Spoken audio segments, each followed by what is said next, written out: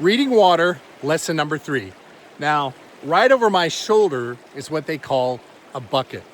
As you can see, most of the river bottom here has about even depth, right? But there's that one spot over my shoulder that gets deeper just in a small section. And that section is called a bucket. Now, buckets can be large. In this case, this is a very small bucket. It's in the sun, which is gonna make it a little tougher. But anytime that you see a depression or a bucket in the river bottom where it gets deep, a lot of times fish love holding there.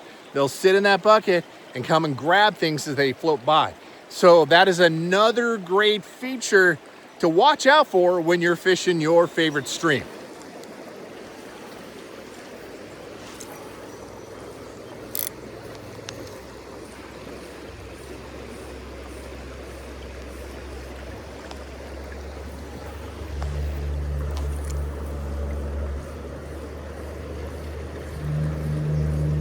There we go.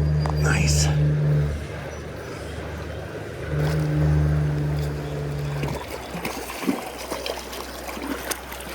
Nice cutthroat.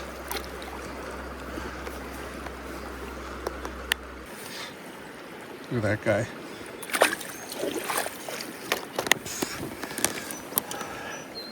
All right, well, I hope that helps you catch more fish the next time you're at your favorite stream. And if you missed feature number 1 to look for when fishing your favorite stream, check out this video here.